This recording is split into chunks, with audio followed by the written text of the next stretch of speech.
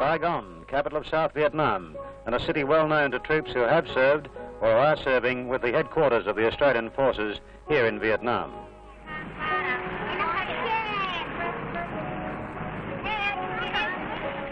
Despite years of war and numerous Viet Cong terror and rocket attacks, life goes on for the stoic Vietnamese civilians.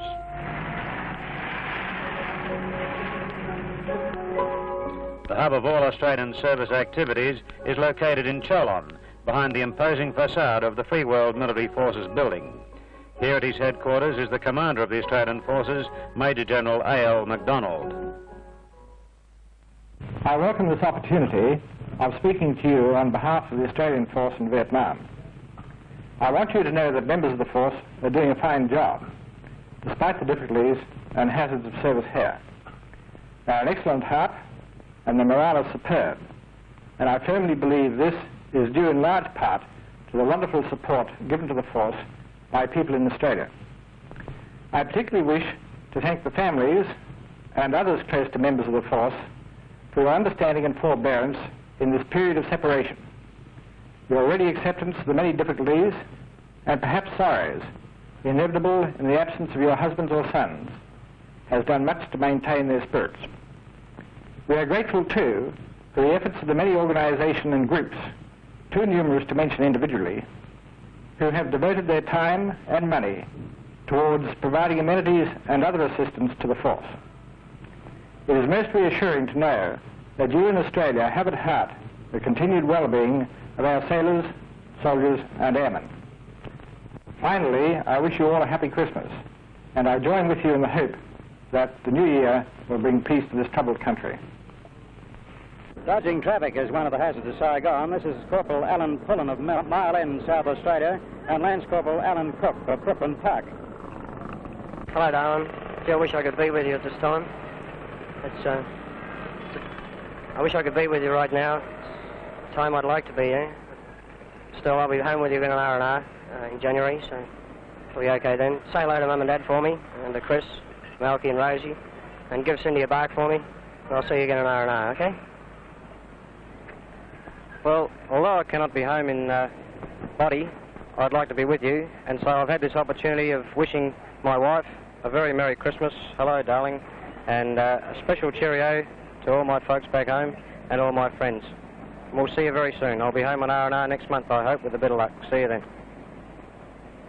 The majority of the 8,000 Australian servicemen in Vietnam see little or nothing of Saigon. At Nui Dat, about 40 miles southeast of the capital, is the operational base for the 1st Australian Task Force. It's home for about 5,000 officers and men. From Nui Dat are launched the operations against the enemy in Phuc Tuy and the neighbouring provinces. The commander of the task force is Brigadier Sandy Pearson. Returning to their base on the Horseshoe is a patrol from 5 Platoon of 4 Battalion, the Royal Australian Regiment. They've been out for 3 days.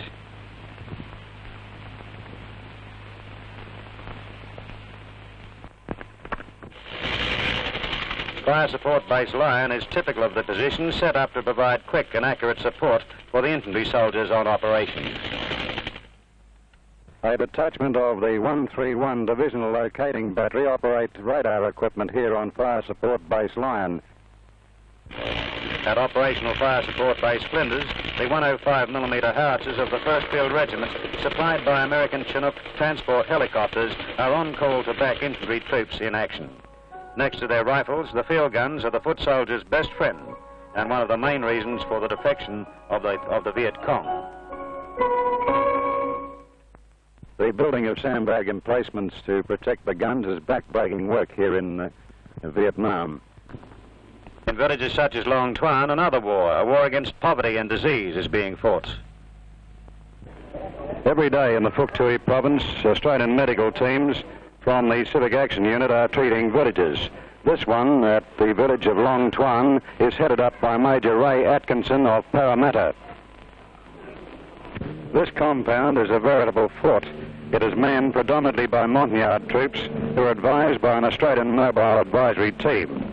Its task is to provide the security for the new settlement village of Ap Suy Nay in the distance. It's playtime here at Apsuina State School. The school itself, the school building and the play equipment were provided by the Civil Affairs Unit of the Australian Task Force. Schoolhouses are not much good without books and pencils, crayons and this sort of thing, so the members of the Civic Action team from Neridat distribute these things from time to time. Sergeant Dong is an interpreter, Vietnamese interpreter, working with the Civic Affairs Unit. I myself and to the teachers, here's a representative for the children. Here's a thank you very much for your thing. Something new is appearing on the skyline in Vietnam. They're good old Australian windmills, and one of the men who's helping to build them is Corporal Ray Hames of Woodville South. It's relaxing time under the rubber trees at Neridat. Warrant Officer Ern Hayden's family are waiting for him at Warradale, South Australia. A game of cards helps to pass the time for these patients at the 1st Australian Field Hospital at Vung Tau. This is Corporal Michael Chapman from the Grange, South Australia. One of the medical orderlies at the 1st Australian Field Hospital at Vung Tau is Private Tristan Hector from Jamestown. Hello, folks. They've given me this opportunity to wish you all a Merry Christmas and Happy New Year. And looks like I had a bit of a ball home an hour this month. So I hope to see you early next year, about March sometime. So then, bye for now. Here at the Peter Badco Club at Vung Tau, the war seems a long way away. Named after Major Peter Badco VC, the club, and in particular the swimming pool, provides a welcome break for servicemen on a 2-day pass from operations further up country in Phuc Tui. Sergeant Herbie Ross is a physical training instructor here at the pool. Part of his job is to help injured soldiers back on the road to recovery. He comes from Annandale. Most of the troops serving in Vietnam get the opportunity for a few days relaxation on the beach at Vung Tau. It may not be Bondi, but it provides a well-earned break. The amenities at the beachside resort have been largely provided by donations from the people of Australia. Corporal Doug Kokiki is convalescing after a bout in hospital. He comes from Clarence Park.